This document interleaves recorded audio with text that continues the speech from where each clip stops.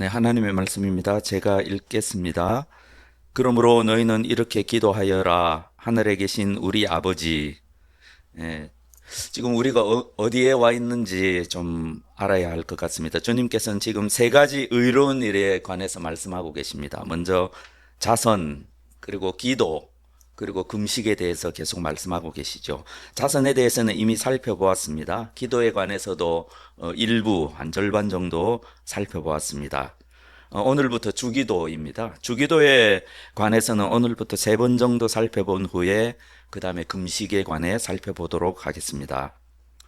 주기도를 본격적으로 살펴보기 전에 저는 우선 주님께서 자성과 금식에 비해서 기도를 상대적으로 길게 말씀하셨다는 것을 환기하고자 합니다. 주님께서는 자성과 금식에 관해서는 비교적 간단하게 말씀하셨습니다. 부정적인 면, 긍정적인 면을 간단하게 언급하셨습니다. 너희는 이렇게 하지 말고 저렇게 하여라, 이런 식으로 말씀하셨죠. 근데 기도에 관해서는 부정적인 면도 좀 길게 언급하시고 긍정적인 면도 좀 더 상대적으로 길게 언급하시고 또 더 나아가서 주님께서는 그러므로 너희는 이렇게 기도하여라 라고 하시면서 기도하는 방법까지 지금 자세하게 알려주고 계십니다. 아마도 주님께서는 자성과 금식도 중요하지만 기도가 더욱 중요하다, 이렇게 우리에게 말씀해 주고 계시는 것 같습니다. 우리가 조금만 생각해 봐도 우리 그리스도인이 하는 모든 활동 가운데 기도가 가장 거룩한 활동이라는 것을 알게 됩니다. 한 인간이 무릎을 꿇고 살아계시고 참되신 하나님께 나아가서 그분을 만나는 것보다 더 거룩한 그런 행동이 있을 수 있겠습니까? 자선이나 금식도 경건하고 거룩한 활동입니다. 하지만 자선이나 금식으로는 기도만큼이나 하늘에 계신 하나님께 가까이 다가갈 수가 없습니다. 불쌍한 동료 이웃을 돕는 일은 인간으로서 가장 고결한 활동 중에 하나입니다. 하지만 기도에 비할 수가 없습니다. 금식도 마찬가지입니다. 육체의 욕망을 억제하고 오로지 하나님만 추구하는 그 활동이 얼마나 고귀합니까? 하지만 기도에 비할 바는 아닙니다. 그리고 또 다른 종교에도 다 기도가 있습니다. 근데 우리 기독교가 말하는 기도와는 상당히 차이가 있습니다. 이 세상 누구라도 거룩하신 하나님과 대면할 수 없습니다. 우리는 그 이유를 알고 있습니다. 하지만 우리 그리스도인은 다르죠. 무엇이 다릅니까? 그리스도인은 누구나 예수님의 피를 힘입어서 담대하게 하나님께서 계시는 성소에 들어가서 살아계신 하나님을 만날 수가 있습니다. 이것이 예수 그리스도의 의로 옷 입은 거룩한 무리, 곧 성도의 놀라운 특권입니다. 이 히브리서에 의하면 예수님은 우리를 위해서 당신의 육체를 찢으셨습니다. 그래서 그 휘장을 찢으시고 우리가 성소에 들어갈 수 있도록 새롭고 상기를 허락해 주셨습니다. 1년에 한 번 대제사장만 들어갈 수 있었던 지극히 거룩한 그곳에서 우리는 담대한 마음으로 무릎을 꿇고 살아계시고 참되신 하나님을 향해서 아빠, 아버지라고 부르짖을 수가 있습니다. 이것이 예수님께서 말씀하시는 기도입니다. 저는 하늘에 계신 우리 아버지라는 오늘 말씀이 단지 하나님을 부르는 것이 아니라 성소에 들어간 자녀의 부르짖음이다, 이렇게 해석합니다. 여러분은 어떻게 생각하십니까? 기도에 이런 놀라운 특권이 있고 축복이 있는데 왜 우리의 기도가 그렇게 쉽지 않을까요? 저는 기도가 잘 되지 않는다고 우리가 하나님의 자녀가 아니라고 단정할 수는 없다고 생각합니다. 그래서 주님께서 너희는 이렇게 기도하여라 라고 하시며 구원받은 성도들을 향해서 말씀하시는 것입니다.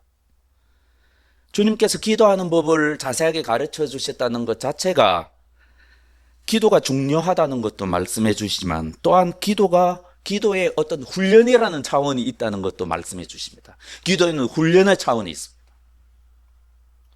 그냥 훈련이 아니죠. 경건의 훈련입니다. 사실 모든 훈련은 힘들고 어렵습니다.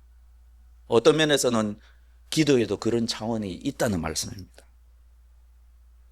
우리가 주님께서 말씀하신 자선이나 금식은 뭐랄까, 이를 좀 악물고 의지를 가지고 막 열심히 하면 뭔가 어느 정도는 행할 수 있습니다. 근데 기도는 그런 성격의 것이 아닙니다. 전혀 다릅니다. 기도는 자선이나 금식과 같은 그런 경건의 종류가 아닙니다. 이를 악물고 순종해도 누구나 한계를 가지고 있습니다.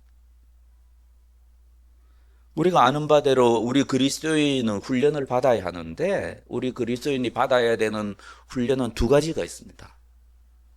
육체의 훈련, 그리고 경건의 훈련입니다. 이 기도 훈련의 육체적인 그런 훈련의 영역에는 어느 정도 노력하면 성과를 볼 수가 있습니다. 하지만 기도에 있어서 경건의 훈련이 필요합니다. 이에 관한 사도 바울의 말씀이 바로 기억이 나실 것입니다. 사도 바울은 후배 사역자가 된 디모데를 다음과 같이 권면하셨습니다. 몸의 훈련은 약간의 유익이 있으나 경건 훈련은 모든 면에서 유익하니 이 세상과 장차올 세상의 생명을 약속해 줍니다. 이 말은 참말이요, 모든 사람이 받아들일 만한 말입니다. 저는 이렇게 해석합니다.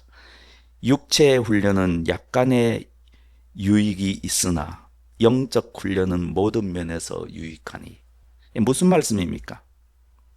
여기서 몸의 훈련, 개역개정은 육체의 훈련이라고 번역하였습니다. 어떤 것을 말씀하시는 겁니까? 이것은 우리의 곧 우리의 의지, 우리의 노력, 이런 것을 가지고 하는 훈련입니다. 이것도 약간의 유익이 있습니다. 율법적이라고 그렇게 마냥 무시할 것은 아닙니다. 예를 들어서 자선의 경우를 생각해 보면 어떤 생활비의 비율을 좀 미리 몇 퍼센트 정도 띄워놓고 자선하려고 애를 쓴다든지, 금식을 예를 들면은 내가 한 1년에 한 번은 사흘 정도는 금식을 해봐야 되겠다라고 결심하거나, 일주일에 하루 정도는 초대교회 성도들처럼 금식을 하면 좋겠다, 이렇게 예를 들면 2025년부터는 새벽 기도에 꼭 아짐없이 한번 내가 기도를 드려야 되겠다. 초대교회 성도들처럼 금식한 어떤 식재료, 그것이 우리 초대교회 성도들 같은 경우는 이른바 성미였는데요. 그런 걸 모아서 좀 가난한 사람들한테 주겠다라든지, 그런 것들이 육체의 훈련입니다. 우리가 결단하고 결심하고 우리의 의지로 하면 어느 정도 이룰 수 있는 그런 훈련인 것입니다. 기도의 경우에도 그런 거죠. 한 달에 한 번은 철야 기도하겠다, 새벽 기도하겠다, 몇 시에는 좀 일어나서 내가 30분은 기도하고 출근하겠다, 그런 결심들이죠. 이것도 필요합니다. 약간의 유익이 있습니다. 율법적이라는 이유로 마냥 무시할 그런 것은 아닙니다. 육체의 훈련도 우리 믿음의 선배들은 열심히 해왔습니다. 자기에게 맞는 것을 찾아야 합니다. 사람마다 기질과 몸이 다릅니다. 일단은 어떤 사람은 아침에 기도할 수 있고 어떤 사람은 밤늦게 기도할 수 있습니다. 그것을 찾아서 나름대로 결심하고 정하고 노력해보고 시행착오를 교정하고 좀 더 진보를 이루려 있어요. 이것이 육체의 훈련입니다. 하지만 한계가 있다고 말씀하는 겁니다. 하지만 기도는 한계가 없다고 말씀합니다. 기도에는 놀라운 유익이 있습니다. 전혀 다른 차원이 있습니다. 개역 한글의 번역 그대로 말하자면 육체의 연습은 약간의 유익이 있으나 경건은 범사에 유익합니다. 금생과 내생의 약속이 있습니다. 다른 차원입니다. 사실상 성경적으로 역사적으로 우리 그리스도인이 누릴 수 있는 가장 놀라운 축복들은 오직 기도를 통해서만 옵니다. 정말입니다. 이것이 우리 믿음의 선배들의 한결같은 증언입니다. 그래서 우리는 기도에 관한 주님의 말씀을 들으면서 주님께서 미리 말씀하셨지만 기도의 상급을 생각할 필요가 있습니다. 기도의 축복입니다.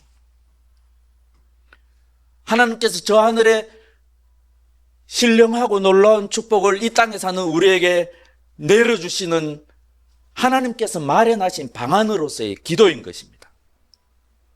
상당히 다른 경건보다는 영적인 차원이 아주 강합니다. 그래서 영적인 훈련이 필요합니다. 그래서 쉽지 않습니다. 한결같습니다. 우리 믿음의 선배들이 쉬었을 것 같습니까? 아닙니다. 아무튼 기도에는 훈련이나 연습의 차원이 분명히 있기 때문에 우리가 실천하기가 힘이 듭니다. 물론 우리 중에 의지가 강한 사람은 약한 사람에 비해서 실천하기가 상대적으로 좀 쉬울 수도 있겠습니다. 근데 우리 주님께서 가르쳐 주신, 그리고 앞으로 가르쳐 주실 참된 기도, 주기도를 깊이 생각하다 보면 기도에는 우리가 더 알아가고 더 훈련하고 시행착오를 교정하고 반복 숙달해야 하는 어떤 영적인 훈련의 차원이 분명히 있습니다. 기도의 어려움에 대해서는 우리 믿음의 선배들이 한결같이 증언하고 있기 때문에 그런 것을 볼 때마다 저는 사실 개인적으로 좀 위안을 받습니다. 이분들도 쉽지 않았구나. 오래 믿어도 쉽지 않구나. 한동안 내가 기도의 놀라운 축복을 누렸다 하더라도 그때는 그때고 지금은 또 다른 차원이구나. 위안을 주죠. 예를 들어 마틴 로이드 존스도 기도의 사람이었던 것 같습니다. 부인인 베단 여사가 목사님이 기도의 사람이라는 것을 강력하게 증언한 적이 있습니다. 목사가 모든 성도를 속일 수 있어도 부인은 못 속이거든요. 그래서 저는 베단 여사의 그 증언을 믿습니다. 그분은 진정 기도의 사람이었습니다. 근데 그분도 그 후배 목사님들한테 설교를 가르치다가 기도의 어려움을 토로한 적이 있습니다. 기도하면 너무나 좋은데 기도 시작하기가 너무 힘들다는 거죠. 또 그분은 너무 정해놓고 하는 것을 싫어하시는 분이기 때문에 더 그랬던 것 같습니다. 그래서 당신만이 개발하신 방법이 있는데 그것은 이제 평소에 늘 목사가 읽게 되는 어떤 신학서적이나 성경이나 성경도 딱딱하지 않습니까? 그런 책을 뒤로 하고 우리 믿음의 선배들 가운데 영혼을 따뜻하게 데우는 짧고 부드럽고 격려가 되는 따뜻한 그런 글들이 있습니다. 그런 글들을 일부러 기도하기 전에 성경도 아니고 그분 같은 경우는 찬양도 아니고 그런 글을 읽는다는 거죠.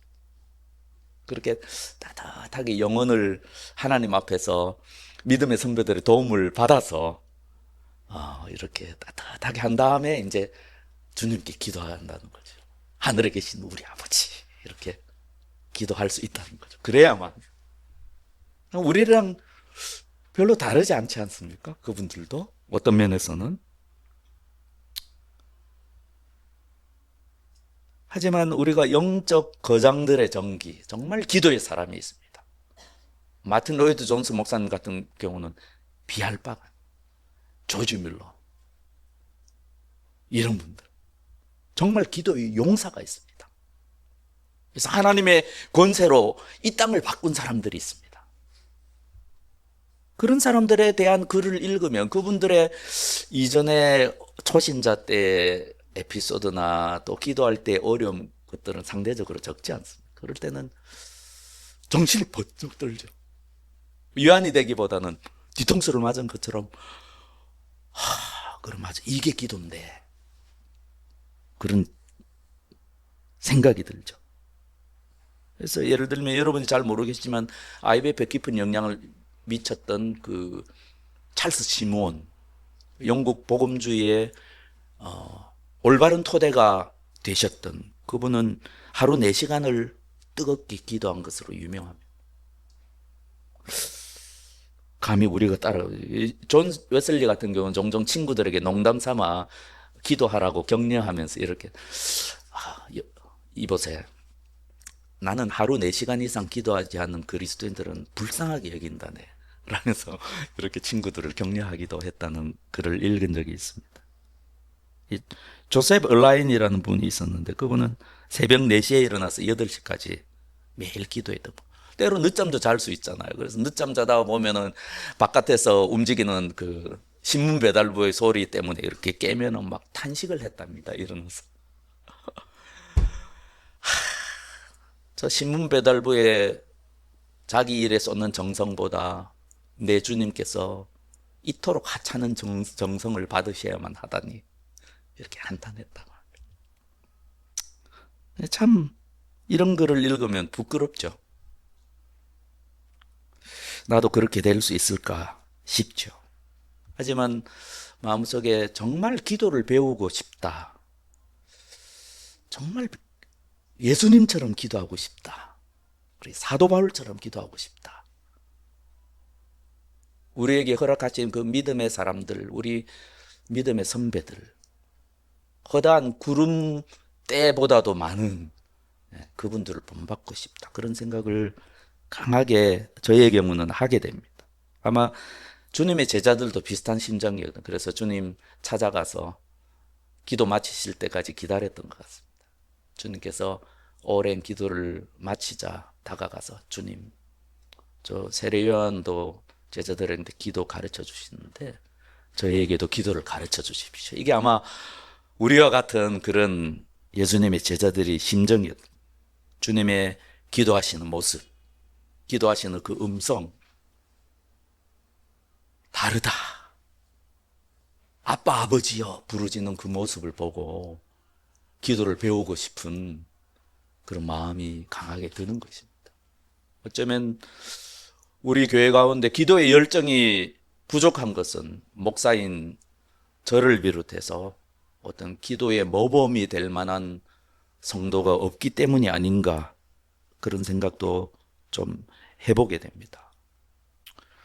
지금 요즘 여러분은 어떠신지 모르겠습니다. 기도에 갈급함이 있습니까? 그래서 주님께 기도를 배우고 싶습니까? 이제껏 실패했다고 하더라도 다시 새롭게 기도의 훈련을 다시 처음부터 시작하고 싶은 마음이 있으십니까? 저는 정말로 그런 마음이 저와 여러분에게 있기를 바랍니다. 만약 그런 마음이 있다면 이제 저와 여러분은 주님께서 친히 가르치신 기도, 주기도를 배울 준비가 된 것입니다. 너희는 이렇게 기도하라는 의미의 가장 중요한 부분이라고 저는 생각하는데요. 곧 주기도는 모든 기도의 완벽한 모범입니다. 우리는 그것을 알아야 됩니다. 너희는 이렇게 기도하라. 주님 가르치신 이 기도는 우리가 하는 모든 기도의 완벽한 모범입니다. 첫째, 우리 주기도는 우리가 모일 때마다 하나의 예식으로 그렇게 딱 정확하게 그 정신을 생각하면서 외워야 되는 예식상의 모범이라는 의미에서 1차적으로 모범입니다. 그리고 우리가 아는 바대로 한 구절 한 구절을 그 의미를 생각하면서 진심으로 내 마음을 다해 이것이 비록 짧은 기도이기만 해도 내 마음을 실어서 이렇게 기도한다면 하나님께서 반드시 그 기도를 들으신다는 의미에서 완벽한 모범입니다.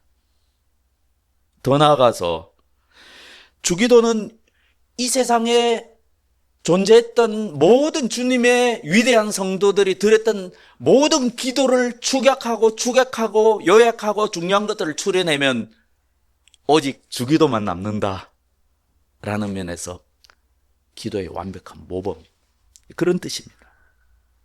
물론 우리가 너희는 이렇게 기도하여라 라는 말씀이 반드시 이렇게만 기도하라거나 주기도문만 반복하라거나 그런 뜻은 아닙니다.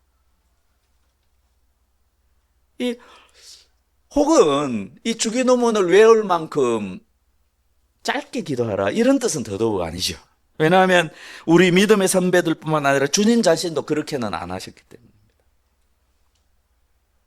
우리는 복음서를 통해서 주님께서 밤새도록 기도하셨다거나 새벽에 오랫동안 기도하셨다거나 이런 것을 읽게 됩니다. 아까 살펴본 것처럼 우리 믿음의 선배들도 많은 시간을 기도로 보냈습니다. 루트 같은 분은 난 너무 바빠서 3시간 이상 기도하면 도대체 일을 제대로 할 수 없다 이렇게 말할 정도였습니다.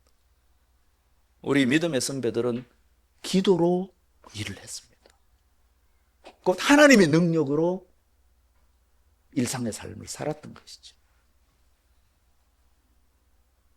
근데 왜 주님께서는 짧은 기도문을 일러주시면서 너희는 이렇게 기도하여라 라고 했을까요? 이 주기도가 아까 말씀드린 대로 모든 기도의 본이라는 말씀은 우리 믿음의 선배들이 남긴 성경과 역사상에 나타났던 그 기도문을 잘 요약하면 오직 주기도문만 남게 된다. 예를 들면 우리 주님께서 드리셨던 요한복음 17장의 대세자적인 긴 기도를 요약하면 거기는 오직 주기도만 남습니다.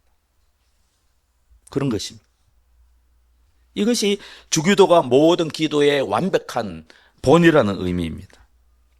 요약하자면 이렇습니다. 여러분이 주기도를 어떻게 생각하셨던 간에 앞으로는 이렇게 생각하면 좋겠습니다. 주기도는 주님께서 친히 가르치신 기도로서 기도의 중요한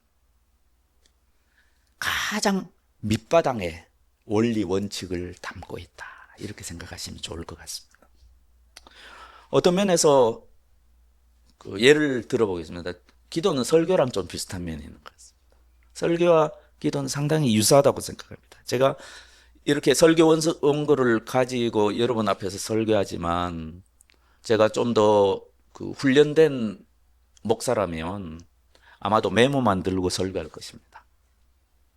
그런 것입니다. 사실 제가 원고를 가지고 설교하지만 제 머릿속에는 여러분에게 전달해야 될 하나님의 말씀의 뼈대가 있습니다. 그 뼈대만 여러분에게 말하자면 5분, 10분이면 아마 가능할 겁니다. 어떤 분은 불평하겠죠. 중요한 것만 말씀하고 끝내면 되지. 하나님의 말씀이지 않느냐. 빨리 끝나면 빨리 밥 먹고 좋은데 너무 지루하다. 하지만 일이 그렇게 되어지는 것은 아닙니다. 왜냐하면 설교는 말이기 때문입니다. 기도도 말이 아닙니까? 말. 이 말이란 것은요, 참 이상합니다.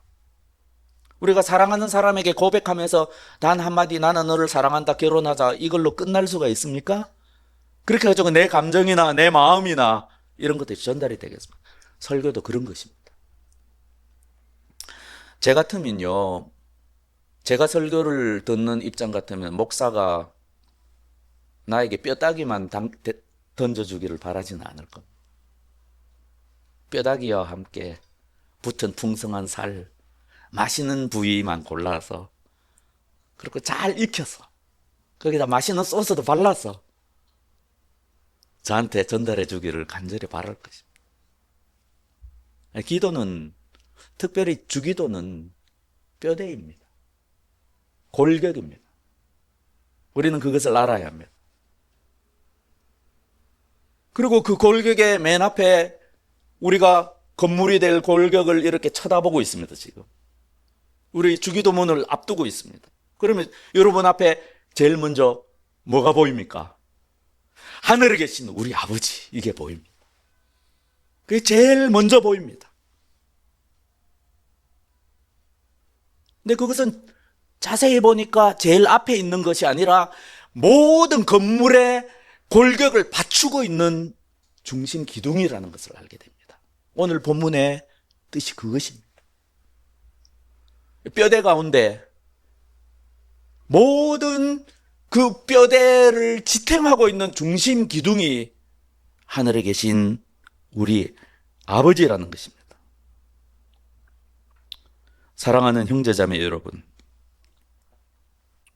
우리가 기도할 때 잠깐 멈춰 서야 됩니다. 그리고 생각해야 됩니다. 우리가 기도드리는 분은 다름 아닌 아버지라는 사실을 생각해야 됩니다. 이 헬라어 성경에 보면 아버지라는 단어가 제일 먼저 나옵니다. 저는 지금 헬라어 문법을 말씀드리려고 하는 것이 아닙니다. 주님께서 지금 말씀하시는 이 짧은 구절의 핵심 의도가 아버지라는 말이 있습니다. 파테르. 왜냐하면 우리의 기도는 어떤 면에서는 전적으로 다른 하나님도 아닌 아버지이신 하나님에게 의존할 수밖에 없습니다. 생각해 보십시오. 우리는 땅에 있고 하나님은 저 하늘에 계십니다. 하늘에 계시다는 말은 하나님께서는 모든 피조물을 초월하시는 차원에 계시다는 것을 의미합니다. 근데 우리가 하나님의 자녀가 아니면 어떻게 이 땅을 사는 우리가 저 하늘에 계신 하나님의 마음에 가서 닿을 수가 있습니까? 하나님이 우리의 아버지이시고 우리가 당신의 자녀이기 때문에 우리 기도가 단 한마디를 하더라도 하늘 아버지의 그 마음에 가서 닿는 것입니다. 여기서 내 아버지가 아니라 우리 아버지라고 말씀하시는 것도 굉장히 중요한 의미를 담고 있습니다. 우리 주님께서 기도의 개인적인 차원을 가르치실 때는 너의 아버지, 너의 아버지, 너의 아버지, 곧 우리 입장에서는 내 아버지죠. 내 아버지를 강조하셨습니다. 예를 들면은 골방에 들어가서 문을 닫고 숨어서 계시는 하나님께만 기도하여라. 이런 것을 가르치실 때는 네 아버지라고 했어요. 네 아버지. 내 아버지죠. 내 아버지. 하지만 주기도문을 가르치실 때는 우리 아버지라고 하셨습니다. 우리 아버지. 이것이 기도의 굉장히 중요한 의미입니다. 제가 모든 기도는, 그리스도인이 드려야 되는 모든 기도는 공동체적인 기도이다라고 말하면 너무 과하겠습니까? 그것이 개인 기도이든 앞에서 나와서 하는 대표 기도이든 아니면 함께 모여서 기도하든 그 어떤 기도이든 모든 기도는 우리 하나님을 위해서 기도하는 것이다. 이렇게 말씀드리면 잘못된 것입니까? 혹은 우리는 예수 그리스도를 머리로, 그리고 우리는 몸의 각 지체로서 한 몸을 이루고 있기 때문에 개인적인 기도는 근본적으로 있을 수가 없다. 나의 기도 응답은 공동체의 축복이고, 내가 기도하지 않으므로 하나님께로부터 멀어진다면 그것은 공동체의 상처다 라고 주장한다면 그것이 잘못된 이단 사상입니까?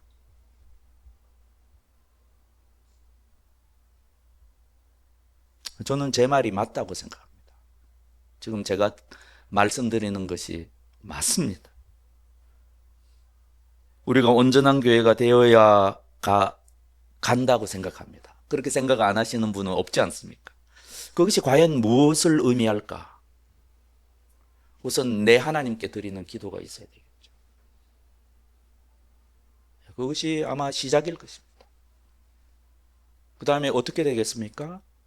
그것으로 끝나겠습니까? 아닙니다. 내 하나님께, 내 아버지께 드리는 그 기도가 우리 아버지께 드리는 기도로 변화될 때 우리는 교회가 되어가는, 그때 비로소. 그래서 사도 바울은 로마서 15장 16절에 보면 이런 말씀이 있습니다. 한 마음과 한 입으로 하나님 곧 우리 주 예수 그리스도의 아버지께 영광을 돌리게 해주시기를 빕니다 라고 사도 바울이 기도하였습니다. 여기 보면 분명히 기도의 공동체성을 강조하고 있어요. 한 마음과 한 입. 하지만 여기서 우리가 좀 더 본문과 관련해서 주목해야 될 것은 이것입니다. 사도 바울이 우리 주 예수 그리스도의 아버지라고 표현하는 겁니다. 우리 아버지라고 말씀하시지 아니하시고 우리 주 예수 그리스도의 아버지라고. 이것이 무엇을 의미합니까?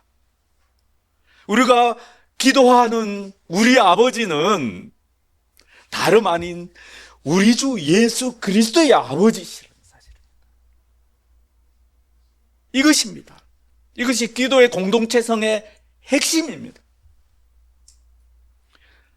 하늘 아버지께서는 영원전부터 성부 하나님, 성자 하나님, 성령 하나님과 하시던 그 깊은 교제와 사랑 안으로 우리를 끌어들이고 계신 것입니다. 기도를 통해서 아버지 하나님께서는 당신께서 영원전부터 사랑하시는 당신의 아들 예수 그리스도에 대한 그 사랑으로 똑같이 우리를 사랑하시는 것입니다.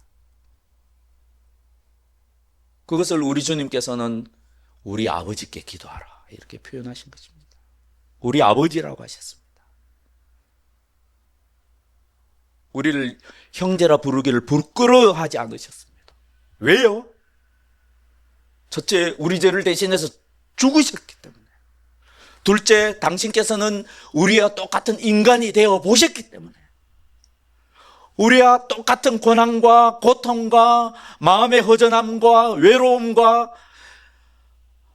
그 힘든 과정을 다 겪어 보셨기 때문에 우리를 형제라 부르기를 부끄러워하지 않으시고, 너희가 기도할 때 우리 아버지께 기도하라 이렇게 말씀을 하시는 것입니다. 어떤 면에서는 이 세상 모든 사람이 하나님의 자녀입니다. 여러분 그것을 아셔야 됩니다. 하나님께서 이 세상 모든 사람을 창조하셨기 때문에. 그런 면에서 사도행전 17장인가요? 예, 17장. 거기 보면 사도 바울이 그 아테네 사람들한테 전도할 때 그리스 시인의 그 말을 인용하면서 너희는 신의 소생이라, 너희는 하나님의 자녀이다 라고 그렇게 복음을 전하기를 시작하는 것을 볼 수 있습니다. 세상 모든 사람이 그러면서 하나님의 자녀입니다. 그리고 우리가 구약 예언서나 시편 같은 데 보면, 구약 성경을 보면 하나님은 이스라엘 백성의 아버지로 표현되고 있습니다. 그런 면에서 아버지 있습니다. 하나님의 백성을 창조하신 하나님이신 것입니다. 그런 면에서 이스라엘의 아버지라고 표현되고 있습니다. 그래서 이사야서 63장 16절을 제가 읽어드리겠습니다. 주님께서는 우리의 아버지이십니다. 아브라함은 우리를 모르고 이스라엘은 우리를 인정하지 않는다고 하여도 오직 주 하나님은 우리의 아버지이십니다. 왜 이렇게 말합니까? 하나님이 이스라엘을 만드셨기 때문에 아버지이십니다. 하지만 예수님께서 하늘에 계신 우리 아버지라고 하셨을 때의 의미는 완전히 다릅니다. 그런 의미가 아닙니다. 예수님은 당신의 제자들을 위해서 다음과 같이 기도하셨습니다. 예수님은 세상 사람들과 예수님을 따르는 사람들을 완전히 다르게 취급하십니다. 나는 그들을 위하여 빕니다.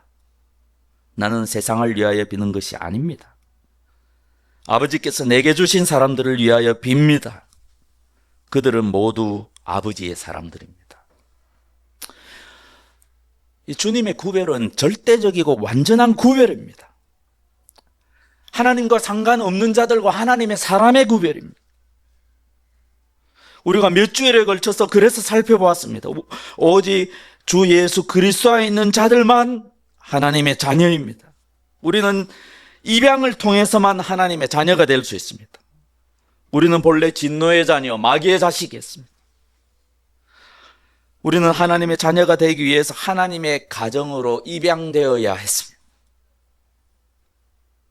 우리가 하나님의 가족이 되고 나서야 아빠, 아버지라고 부를 수 있는 입양의 영을 소유할 수 있게 되었습니다. 이것이 모든 그리스도인의 시금석입니다. 그래서 기도를 참된 그리스도인의 시금석이라고 하는 거죠. 그래서 우리가 루이스 부흥의 그 성도들의 하는 말 가운데 기도하지 않는 그리스도인을 그리스도인을 하는 것은 사탄 마귀를 그리스도인을 하는 것과 같다라는 말이 떠도는 것입니다. 이것이 시금석입니다. 자신이 그리스도인인지 아닌지는 자신이 마음을 다해서 하늘에 계신 우리 아버지라고 부르짖을 수 있느냐에 달려 있습니다. 곧 어떤 면에서는 자신감이 기본입니다. 헛된 자신감은 아니죠. 어떤 면에서는 기도하기 전에 그 마음의 믿음과 확신이 전제되어야 합니다.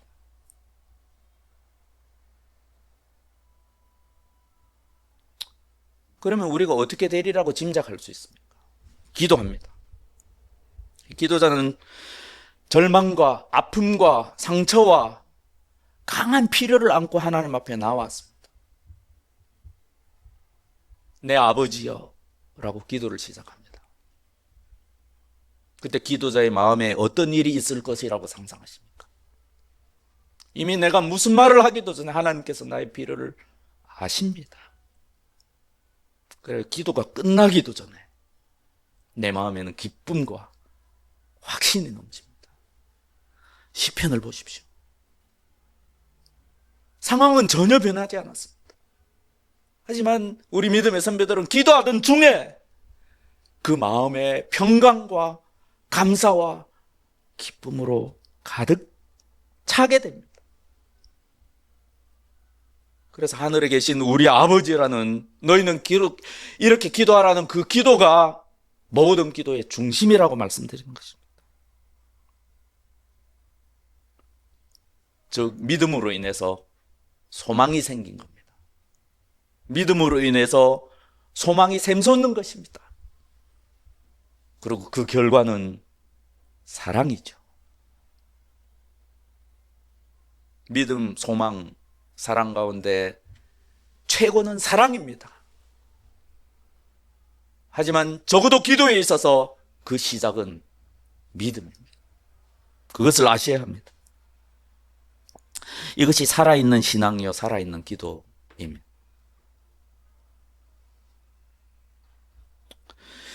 이제 우리에게 남은 것은 이 짧은 구절 가운데 우리 아버지께서는 하늘에 계시다는 진리입니다. 우리 아버지가 무엇을 의미합니까? 우리 아버지, 하나님과 우리와의 친밀성을 의미합니다. 하늘에 계신 이 말씀은 무엇을 의미합니까? 하나님 아버지의 초월하심을 의미합니다. 우리는 이 땅에 있고 하나님은 저 높은, 전혀 다른 차원에 계신 것입니다. 곧 친밀성과 초월성입니다. 우리가 믿는 하나님이 어떤 분이십니까? 우리가 아빠, 아버지라고 다정하게 부를 수 있는 친밀한 분이십니다.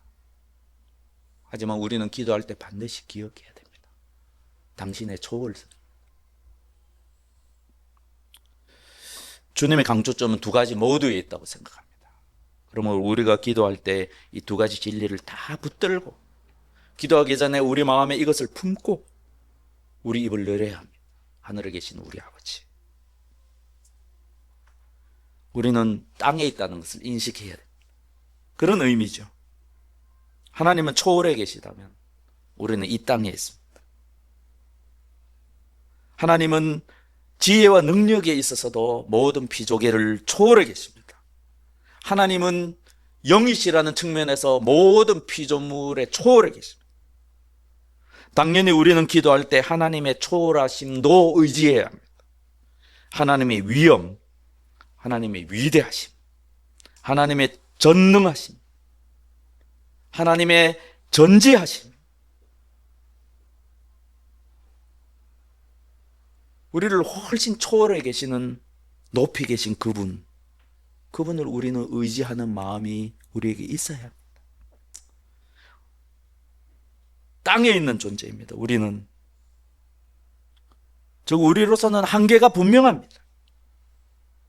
어찌 보면 우리 인생에 우리 뜻대로 우리 힘으로만 되는 것은 거의 없습니다. 그래서 우리가 기도하고 위해서 무릎을 꿇을 때 우리 마음에는 하늘에 계신 하나님을 바라보아야 하는 것입니다. 동시에 우리는 우리의 연약함과 고통과 우리의 한계를 자각해야 합니다. 겸손하게. 이것이 올바른 기도자의 마음 자세라고 생각합니다. 그리고 어떻습니까? 그러면서도 담대하게 두려움 없이 아버지 하나님께 나아가는 것입니다. 이것이 기도입니다. 이럴 때 우리는 하늘에 계신 우리 아버지께서 지성 계신 그 지성소, 가장 거룩한 그곳에 가서 하나님의 얼굴을 뵙게 되는 것입니다. 그리고 우리의 입을 열어서 구체적인 말을 하기 시작합니다. 하나님의 이름이 거룩하게 되기를 바랍니다. 하나님의 이름을 거룩하게 하여 주십시오. 이렇게 담대하게 기도하는 것입니다. 이제 우리는 말씀의 결론에 이르렀습니다. 하나님 앞에서는 우리 모두 핏덩이, 벌거숭이이며 그것을 알아야죠. 하나님은 저주와 축복의 모든 권세를 가지고 계십니다. 하나님은 우리를 구원하실 수도 있고 우리를 파괴하실 수도 있습니다. 그러므로 우리는 하나님 앞에 기도하러 급히 나아가기보다는 먼저 멈추어 서서 생각해야 됩니다. 생각은 영적이지 않은 것이 아닙니다. 우리는 기도하기 위해서 먼저 생각해야 돼요. 먼저 멈추어 서서 내가 기도하러 나가는 하나님이 어떤 분이신지를 다시 상기해야 합니다. 그래서 전도서는 우리에게 말씀하십니다. 하나님 앞에서 말을 꺼낼 때 함부로 입을 열지 말아라. 마음을 조급하게 가져서도 안 된다. 하나님은 하늘에 계시고 너희는 땅 위에 있으니 말을 많이 하지 않도록 하여라. 이 모든 말씀들을 생각할 때 우리 주님께서는 분명히 우리가 기도하기 전에 급히 하나님 앞에서 뭔가 아뢰기 전에 잠시 멈추어서 깊이 생각하라고 말씀하시는 것이 분명합니다. 우리가 아무리 급해도 하나님 앞에 달려나가서 이것저것 말을 쏟아내고 그냥 하나님 앞에서 돌아서서는 안 된다고 말씀하십니다. 우리가 사람과의 대화에서는 급하면 용건만 말하고 이렇게 돌아설 수 있죠. 살아계시고 참되신 하나님 앞에서 절대 그래서는 안 된다라고 저에게 말씀하시는 것 같습니다. 우리는 기도하기 전에 멈추셔서 무엇을 생각해야 됩니까? 하나님의 초월하심을 생각해야 됩니다. 전지전능하신 하나님이 또 우리 아버지이심을 생각해야 됩니다. 그리고 무엇보다도 하늘에 계신 우리 아버지께서 나의 아버지, 내 아버지이시라는 것을 생각해야 합니다. 그리고 부르짖는 것이죠. 그것이 기도입니다. 하늘에 계신 우리 아버지, 이것이 주님께서 지금 가르쳐주고 계신 기도입니다.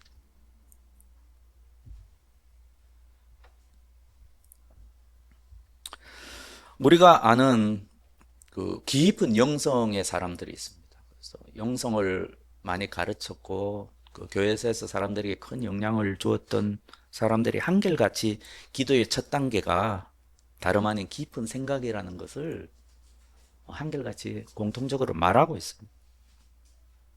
모든 사람이 하나님께 뭔가 말하기 전에 우선 입을 굳게 닫아야 합니다. 참 이상한 말이지만 기도의 첫 단계는 우리 입을 닫는 것입니다. 내 생각도 닫는 거죠. 나의 과거와 나의 존재, 나에 관한 모든 것에 대해서 닫아버리고 하나님에 대해서는 활짝 열어놓는 것, 그것이 기도입니다. 기도의 비밀입니다. 신앙이 좋았던 욥도 이런 것을 배워야 했습니다. 하나님께서 욥을 비참한 상태로 밀어넣어 주시자 욥은 하나님 앞에서 이런저런 많은 이야기를 하나님 앞에서 사람들 앞에서 막 쏟아냈습니다. 하나님이 자기를 심하게 다루신다고 생각했습니다. 그렇지 않았다면 자신의 생각과 감정을 친구들에게 그토록 적나라하게 털어놓았겠습니까? 하지만 그때 욥은 입을 닥치고 있어야 했습니다. 하지만 욥은 그렇게 하지 않았습니다. 욥이 친구들에게 이야기할 때 하나님은 가만히 계셨습니다. 하지만 욥기의 말미에 이르러서 하나님이 친히 욥을 다루기 시작하십니다. 이제 할 말을 잃고 아무 말도 못하는 상태가 되었을 때 하나님이 개입하십니다. 하나님께서는 친히 자신을 드러내시고 말씀하실 때 욥은 어떻게 했습니까? 그 당시에 어떤 상태였습니까? 욥은 입을 닫고 있었습니다. 닫을 수밖에 없었습니다. 그가 할 수 있는 일은 하나님이 누구신지를 깊이 인식하고 입을 닫는 것밖에 없습니다. 이것이 기도의 깊은 비결입니다. 욥이 말합니다. 저는 비천한 사람입니다. 제가 무엇이라고 감히 주님께 대답할 수 있겠습니까만 다만 손으로 입을 막을 뿐입니다. 이미 말을 너무 많이 했습니다. 더 할 말이 없습니다. 그때부터 하나님이 본격적으로 욥에게 말씀하시기 시작했어요. 우리가 진정 하나님의 자녀임을 확신하고 우리가 지금 기도하고 있는 대상이 하늘에 계신 우리 아버지심을 확신하고 기도한다면 어쩌면 우리는 기도에 관한 모든 것을 배운 것인지도 모릅니다. 기도의 내용은 2차적인 것입니다. 잘하는 기도는 그런 것이 아닙니다. 기도는 말을 많이 하는 것이 아닙니다. 주님께서 이미 가르쳐 주시셨습니다. 우리가 단지 하늘에 계신 아버지라고 부르짖고 아무 말도 못하고 눈물을 흘린다고 하더라도 그 기도는 완벽하고 온전한 주기도입니다. 하나님은 그 기도를 반드시 들으십니다. 왜 그렇습니까? 기도는 다른 것이 아니라 나의 영이 살아계시고 참되신 하나님께 부르짖는 것입니다. 그것이 기도입니다. 이와 같이 성령께서도 우리의 약함을 도와주십니다. 우리는 어떻게 기도해야 할지도 알지 못하지만 성령께서 친히 이루다 말할 수 없는 탄식으로 우리를 대신하여 간구하여 주십니다. 이것이 기도입니다. 이것이 기도에 관한 주님께서 가르쳐 주시는 영적 진실입니다. 하늘에 계신 우리 아버지는 하늘로 올라가는 사닥다리입니다. 하늘에 계신 우리 아버지라는 우리 마음을 통해서 하나님께서 놀라운 축복을 우리에게 부어주십니다. 하나님의 자녀가 이 땅에서 하늘에 계신 하나님의 축복을 누리는 유일한 길입니다.